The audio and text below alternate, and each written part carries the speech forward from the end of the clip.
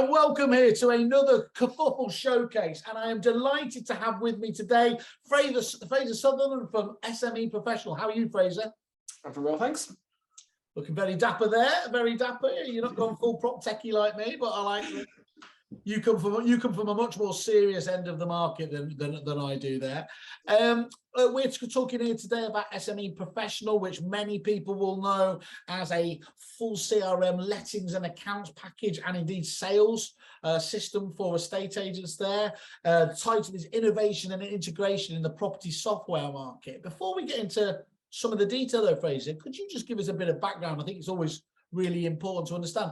Can you just give us a bit of background about when the business started, your background, and then we'll start to deal with, you know, what the problem is you help solve for agents? Yeah, absolutely. So my background, strangely enough, as an engineer, was in design and development of stealth and acoustics systems for nuclear submarines. So I've taken that well-trodden trail to the property software industry.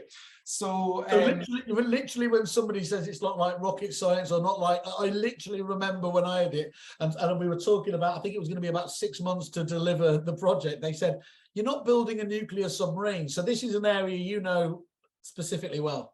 Oh no, indeed, sort of very well. So so you fast through your transform now up to your client accounting side, I suppose. But it's but no, I was involved in that side of things, spent over a decade in that area, and at the time I went away and did a lot of trial work, and was very lucky with the overtime at the time, and not a big spender myself. I started buying up properties across Glasgow and Edinburgh. Yeah. And a bit later on, decided with my brother that we'd start a letting agency together, and he would run it. And that's a letting agency called Sutherland Management, operates across, we've got about 350 properties across Edinburgh and Dundee. Okay. So, but at the time we looked at, this was back in 2006, and we looked at the software that was available in the market, and a lot of it was quite clunky. Systems that were there all seemed to be following the same approach of previous systems, and they weren't just quite right for the business. And we thought, you know, how can we automate things? How can we innovate a little bit here? So, you know, my background was ultimately in innovation. And so we started at the beginning and started building up tools to import bank statements, auto-detect transactions, before many, if not all, of the accounts packages were doing that side of things. And then, son of a lawyer, we worked with my father initially on building out a legal system with electronic signatures and documents going out for signing, and more importantly, sort of big tenancy packs you could send off as well. So really comprehensive set of tools there, and continued building up with portal feeds and maintenance, etc.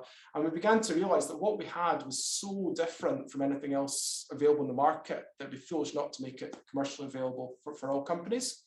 So you started developing the software in 2006? 2006, yes. Okay. And then and so I eventually left my job on Independence Day 2011, and then we launched in November of 2011.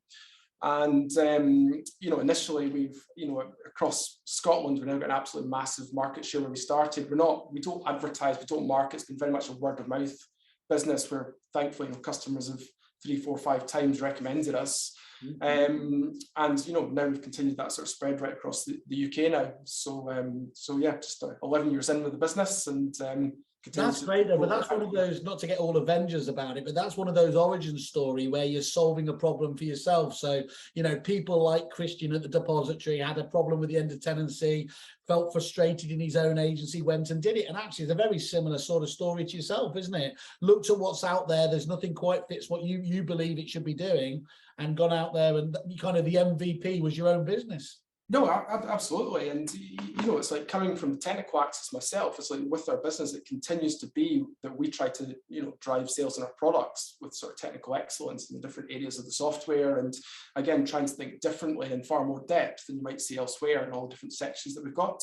So it's, you know, trying to automate as much as we can for people, and create new ideas and integrations as well that we feel sort of very important.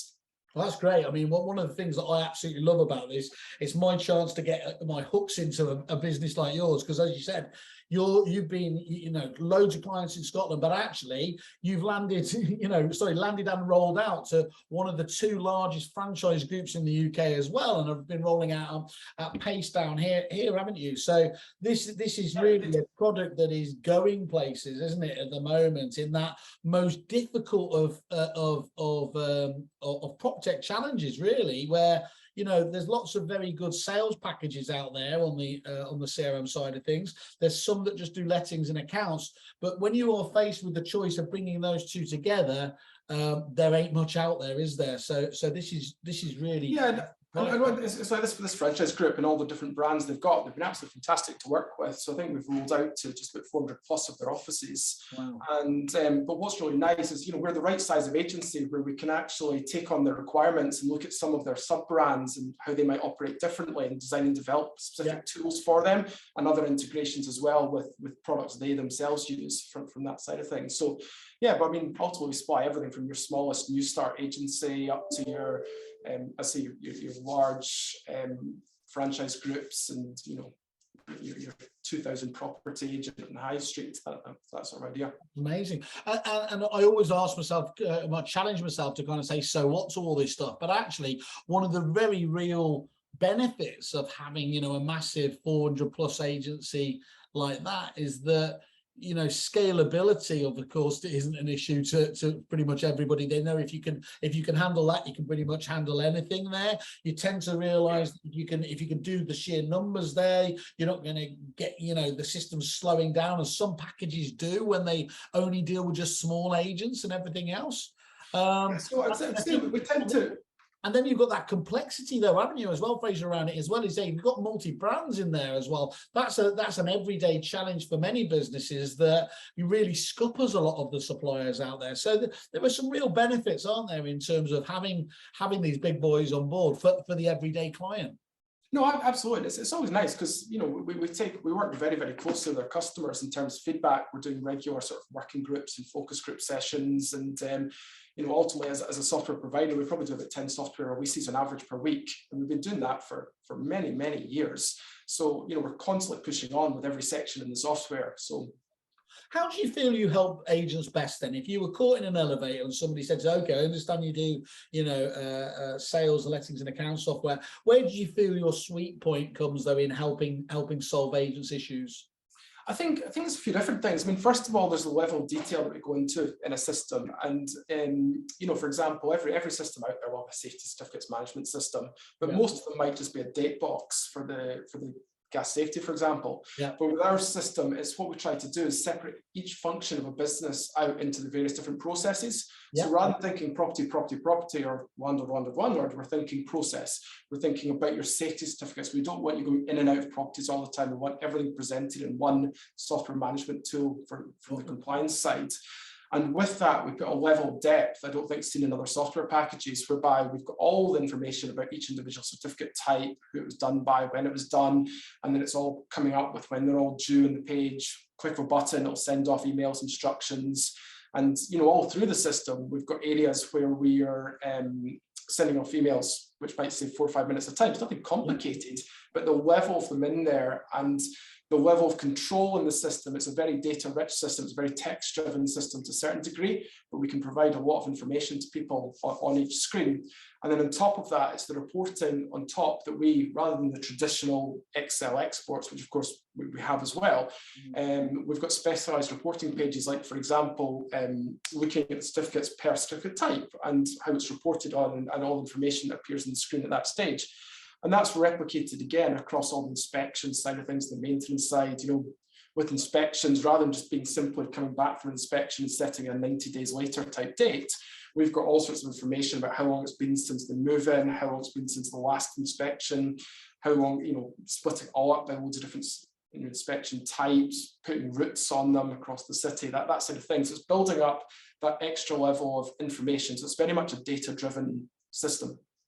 I think that's such a different approach, isn't it? And it's that's really innovative as well, isn't it? Because whilst it allows you to take a holistic view of parts of the system, because you're looking at that flow of the process, you're looking at the micro as well, aren't you, in one go, which gives you a level of detail that will be probably missing in many other systems. Yeah, no, but I believe so. I mean, it's certainly, again, if people have a demonstration of our system, they'll see the level of detail and depth in there, and the amount of control. And we do other things as well. Like, for example, a lot of systems will have inbuilt calendar systems like we used to have in our software. But we've now moved to integrating with, for example, Google Calendar and Outlook, Microsoft Outlook Calendar, because then we can actually have a really advanced viewings page that lists all the viewings, all the attendees, firing off all the emails with Google Maps embedded, how to get there, the text messages. But there's just a huge amount, again, of emails, everything from cancellation emails to whatever else it might be in there. Just press a button and off it goes. I think what I was taught when I looked at your system and hearing from other people as well who were raving about it is that, you can talk about CRM, and it probably actually across the whole tech sector. And it's very easy for providers to have kind of, the brochures tend to be all the same, don't you? Well, yes, we do. We do integrations, we do data conversions, it doesn't really matter what it is there. Many different providers can put that tick in the box at one level, but it is about a spectrum of competence, isn't it? As you said, some people will just have a field in there and not do anything more. Integrations is a classic one. What integrations might mean to the provider, where they say, yes, we do that, can be very different to what an agent wants, which is actually some level of process and efficiency that's going to come off the back of it. So, I mean, you can only fight. We're not going to deal with that here today, but I think people will get an understanding when we talk about some of this stuff going on, that you've really put a lot of effort into really going to the nth degree to make that work, haven't you? Yeah, and even, before we go into the integration side of things, even from the point of view of development, we're always listening to our customers and come up with new ideas. And just a simple example would be, one customer came onto our system. They'd issued a dehumidifiers gone missing that they'd lent out, and I think a few weeks later we had a whole owned item section that rolled out to all customers. So when people give us ideas like that, we try and spin them up into nice areas. And touching on the integration side as well, we're a very, very open platform. And we believe, even where integrations might actually be touching on our own functionality or competing with it, we believe in giving people the choice in terms of integrations that they've got in the software, and that's important to us. And coupled with that as well, we've got a huge number of integrations in the system. And we've got an open API system where ultimately we don't charge third parties to integrate with us, and we look to build up that. I'm going to come back to the charge element now, but the first thing I want you to do, because I did ask you this the other day and I was blown away. Could you just go through and list some of those companies that you're already integrating with? And I'm encouraging anyone here to note down, of course, who they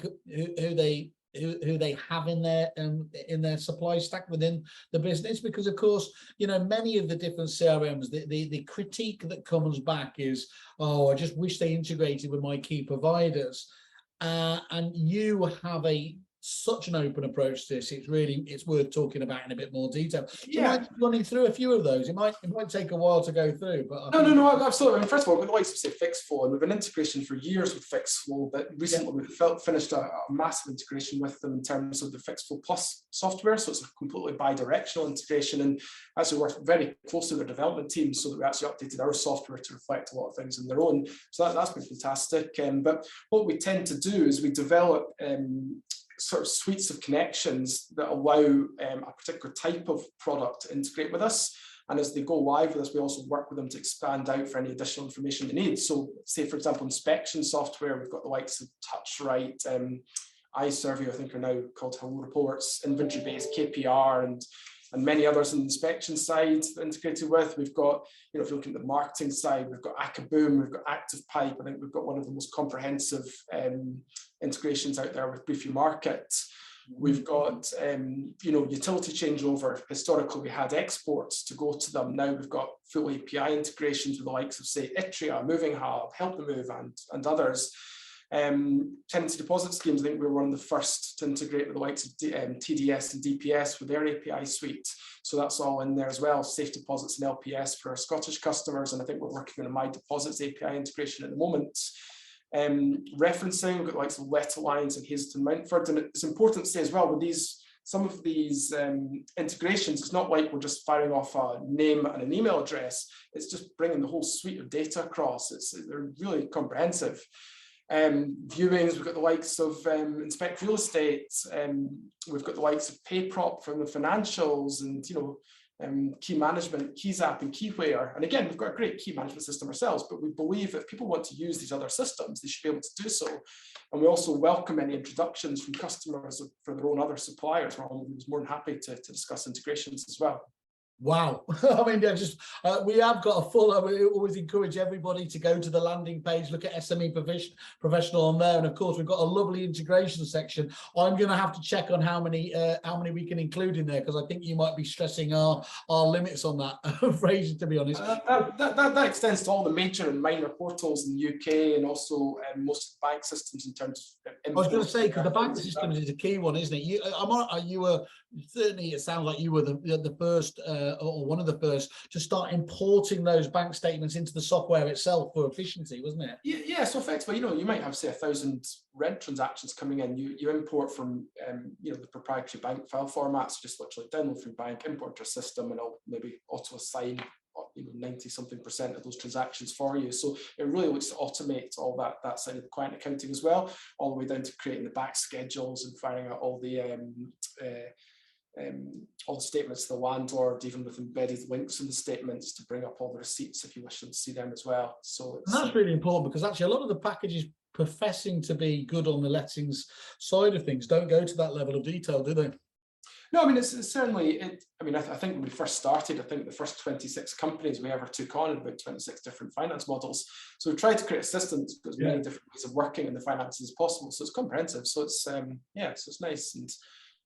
And one real benefit you've got there, though, is because just to reiterate again, you don't charge the suppliers, do you, for that integration? Is that No, and we'll handle if there's additional fields and information they need to return from our system. We'll also add them into the software.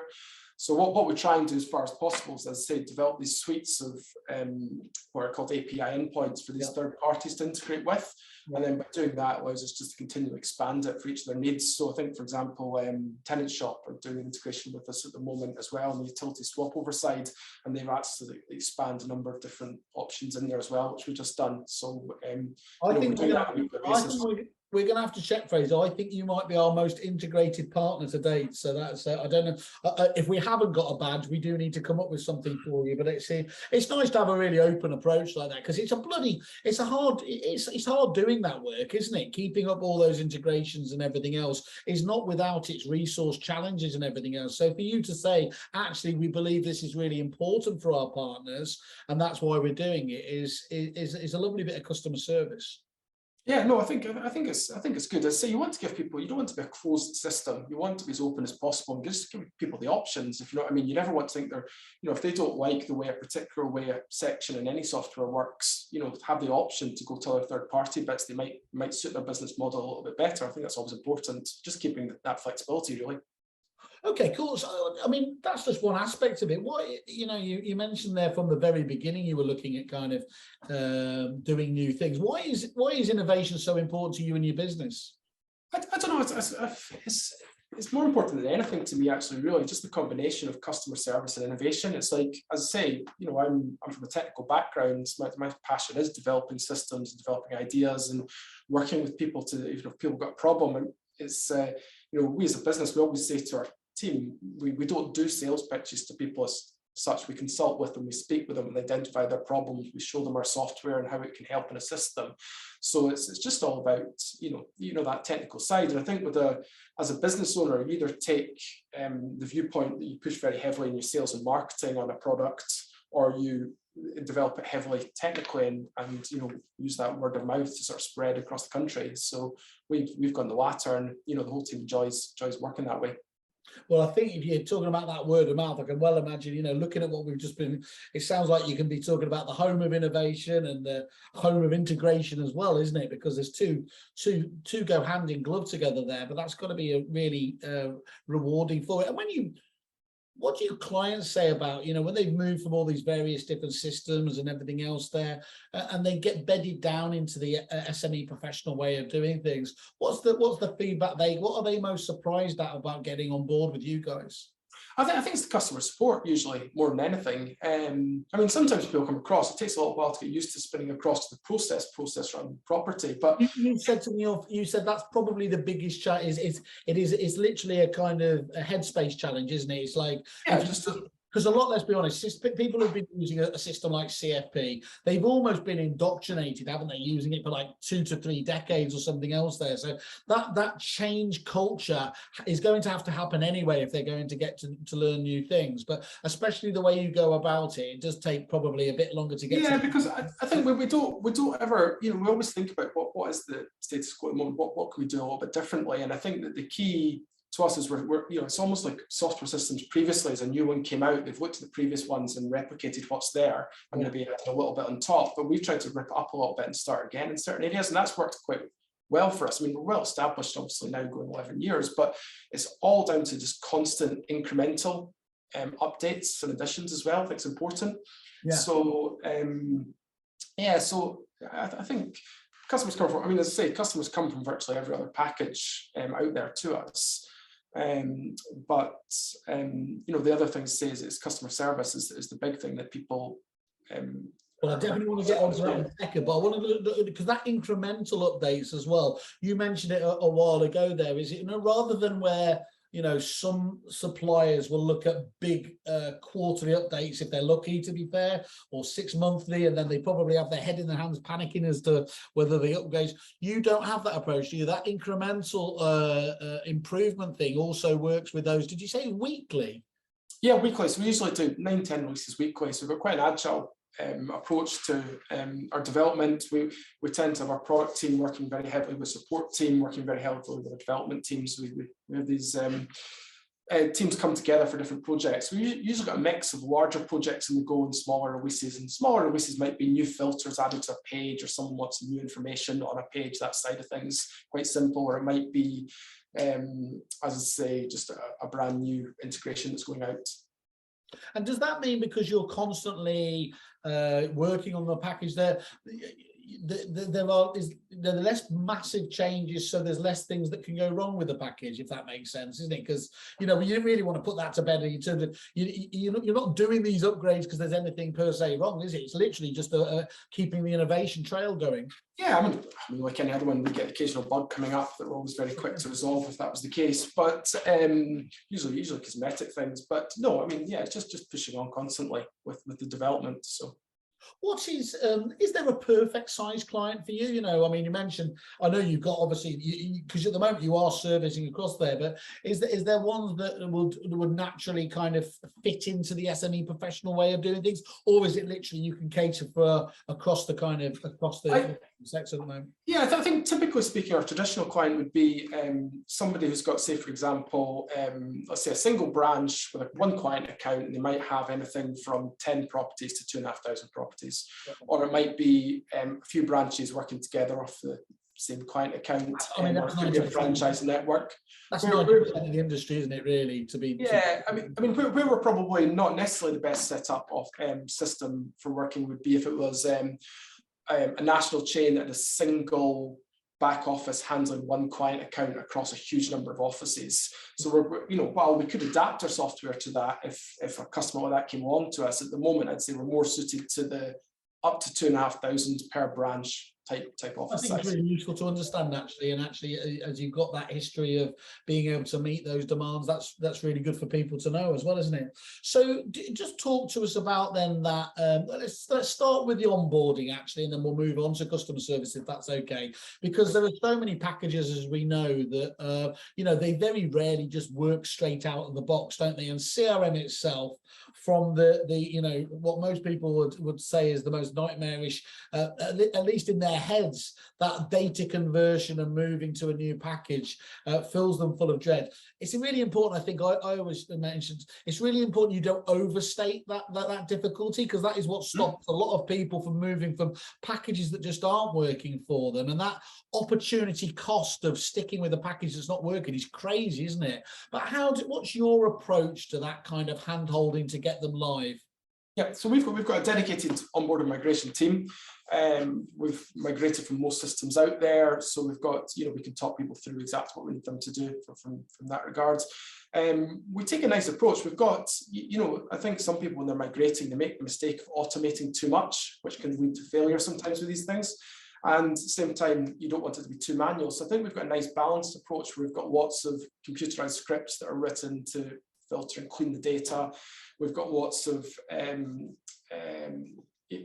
just different, different macros and formulas written to do things with the data and transfer. But we also do a lot of manual checks, back and forth with the customers as well, just to make sure. I think that having that sort of human oversight, I think, is very important. So it's a big task, and sometimes we're bringing across thousands or more of lines. There's that problem, isn't there, Fraser? Is it's rubbish in, rubbish out, isn't it? If you just move it all over and you haven't taken any time to check on it, well, why act surprised when actually you've got dodgy stuff in there? Yeah, and it's interesting though, because as well, it's when you do move someone over, it's a good opportunity to cleanse the data, especially been on the system for a number of years, and it's pretty common that someone's coming across to us, and as they're cleaning their data, they realise there's safety certificates missing for properties from their old system and that side of things. So it's a good opportunity to review everything there. And it's a dedicated team, am I right in saying, that kind of onboarding team as well?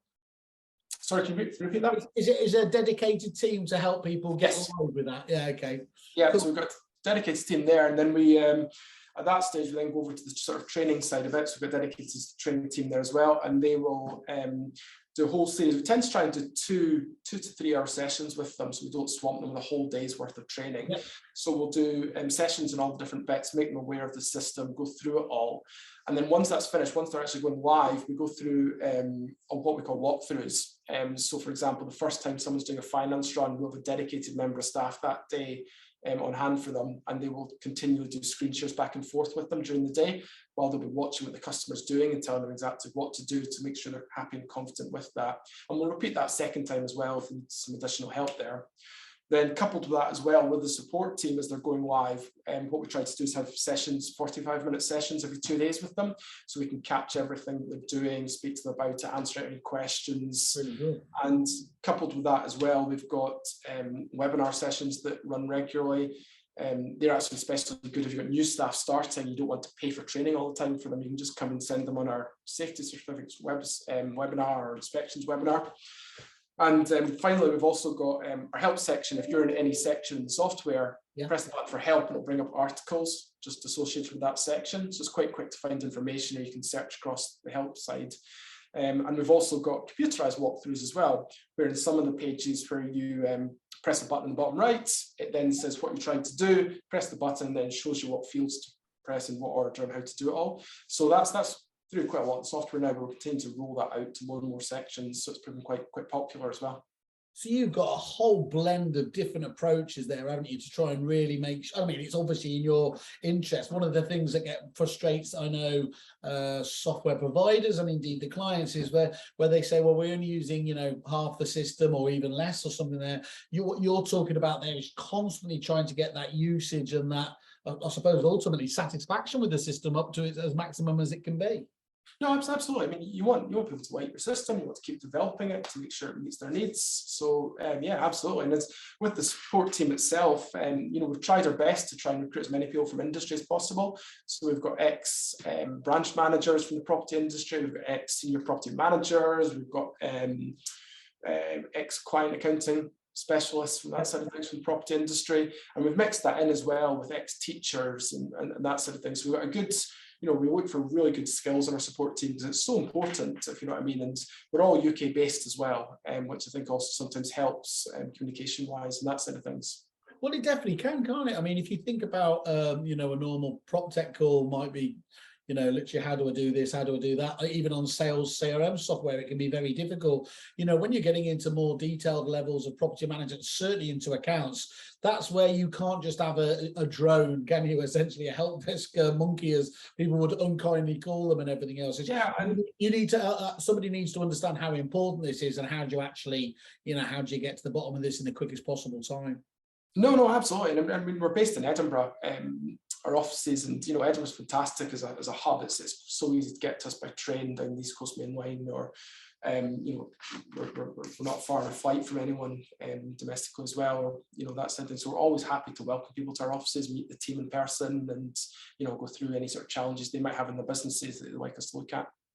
Fantastic. So that obviously getting you live is important there, and that kind of have that hand holding as well going forwards with the after support. And does that carry through to account management as well? Is there, are you always letting your clients kind of know what's coming next and everything else there? How does the ongoing management of things happen within SME Professional? Yeah, there's probably more we could do in that area, to be fair. At the moment, we send out a newsletter to our user base to advise them of any sort of major releases that are going out. That will cover everything that's going out. You know, if there's a small field being added or something that's just an addition, the page won't always be in there. But anything that's sort of big new functionality will go into that newsletter. That side of things. So, you know, you have, I take it there, we spoke about before, you've got conversions routines already for most of the main packages on this side of things, or? Yeah, absolutely. So, because you know that'll be the first thing that people will look at, isn't it? Is, you know, they kind of, first of all, they want to know technically that you can do it, and then secondly that it's also that you've been there before and somebody's walked a mile in their shoes is tremendously helpful to know that that's been. No, absolutely, and I think as I say, I won't mention names, but you know, most patches people have come across to us from, and you know, in reasonable numbers. So we've got a lot of knowledge on how to migrate them in each of these cases. You mentioned the knowledge. You haven't said it, I think, on here, but you said it to me the other day. Didn't you say how many years of development has gone into the product so overall? I mean, as you said, I don't know. It's a bit difficult to say. I've just been guessing to a certain extent. But I mean, there must be at least I don't know, 150 years worth of probably software engineering development. I don't know. I'd have to be careful what I say with that. But there's, you know, we've got a good size. I don't think anyone can challenge you. I don't know how anyone would do anyway. But no. So, but you know, even on top of that, all the product management side of things in terms of building up the product and specifications and all the work that goes in there. I mean, it's absolutely huge and it's core to our business. And you know, we never want to stop with the software. We want to just keep going. So we will keep developing. Every time I talk to you, I love the intensity about that approach to, you know, looking at the detail, looking at and this is of course where it comes from. You see so many sales packages that have developed the kind of the letting side of things afterwards, but you know, then it seems to have almost like a shallow level of functionality in comparison to you guys that have lived and breathed these processes yourselves. Yeah. So you know, from the state agency side, it's, you know, that's a much newer product for us. It's so a few years old in comparison, but it's a lot easier to come from a high functionality letting system and scale that down for certain elements of the state agency than it is to do going the other way. Yeah, so I think for agencies that got lettings and sales aspects to them, you know, we are a very good product for that. I think there's still more we can do on the state agency side. We'll continue to grow it. But again, we've got these brand new ideas that are a little bit different to what's out there, we think. And it's going down well with a lot of customers that are coming across from other systems to it. The feedback I've had so far is the price points as well. You are very competitively priced, haven't you, as well? So that value for money ethos runs through to even the way you see software being delivered there. Yeah, and I mean, one of the key things is we never wanted to penalise companies for having part-time staff and to have lots of users and that side of things. So we've tried to do a pricing model based on properties instead. So, so we've got a base cost for the first 100 properties, then a price per property thereafter. Yeah. And you know, that seems to go down well with people. Again, we just try to keep it fair. We don't want to charge over the odds for software. You know, we want to make sure it's nicely priced, but it's the same top of the range in terms of functionality and. Well, in the middle of this cost of living crisis, that's going to go down very well with people listening anyway, in terms of that. I feel a little bit cheeky about this one here, because it's like, you know, what else have you got for me? But it doesn't stop there, does it? Are you right in saying you have website offerings as well? Yes, we do website design and development company as well. We've got sort of graphic design team, website development team. What's interesting about us, because we've got a software engineering team as well, we do quite interesting projects. So again, for the franchise network that we do a lot of work for, we've rolled out websites for all their different brands. And again, it's really nice because we've designed systems that we can spin out websites again and again for new brands that are bought up. We've put in functionality for all their individual offices to control elements of the sites. And we also design all our sites with our own page builder technology. So you're never coupled to the website developer all the time for additional costs for creating new pages and that sort of things. So we're allowing people the freedom to do a lot of that themselves. So we've got that, but we've also got, for our smaller customers, we've got what we call websites as a service. So it's a monthly fee to rent a website from us. So you can get a high-end website with all the technology that's in there, but an affordable price, plus lots of other systems we add on top in terms for security and that side of things. So that's, again, we've tried to get the nice solutions from everything from your one-man band letting agency to your bespoke site for mid-range to a high-end, very complex site for larger ones. You don't always, you don't always have to have your website company being done by the people who do it, but there is a real benefit if the sum of the parts is greater, isn't it? If you can have them working in Yeah. No, absolutely. So, for example, with our websites, you could book viewings directly into the software. We've got we're doing a lot of work in lead management, so we can now pull any leads coming into the website directly into the software, as we can for Zoopla, Rightmove, on the market. So all those viewing requests are just getting sucked into the software all the time, which is again quite a nice bit of functionality. Right. Well, I can certainly vouch for your domain knowledge. Because we jumped on the call the other day and you gave us loads of hints and tips about our own Kerfuffle website, which I shamelessly took off you gratefully. It's really good. I think that really is useful to understand it when you're dealing with experts, obviously in their fields, that they know what they're talking about, I suppose, is the obvious thing. So that's fantastic. Well, look, I think it's wonderful. I mean, I'm definitely going to catch up with you. One of our next webinars, I want to go into a few of those integrations, because I think that's so important to a lot of people, that they get that right. But I think the main thing for me I'm taking away from this today is they're getting rid of this kind of almost this urban myth, that you're an industry best kept secret. There's no reason for it, is there? I feel very lucky, actually, that I managed to persuade you to come on Kerfuffle, because you were doing all this fantastic business before anyway from this word of mouth. But people need to understand just how much you can do out there, I think, is the honest way. Yeah, just if it's of interest to people, just please come. Our door's always open, so come speak to us, and we'd like to hear from you, whether it's something for now or something for a few years' time, even. So just job, people have a go to SME Professional on the kerfuffle.com, have a look at extra detail, have a look at those integration partners there, and if you want to obviously click contact us, we will hand those over to Fraser, and him and his team will be in contact to get a demonstration. I think if you're serious about the lettings and the account side of things, you need to have a look at these guys to understand just how much they do. So Fraser, for today, thank you so much for spending the time to update me. Thanks, Simon. We'll be catching up soon. Cool. Thank you. Cheerio.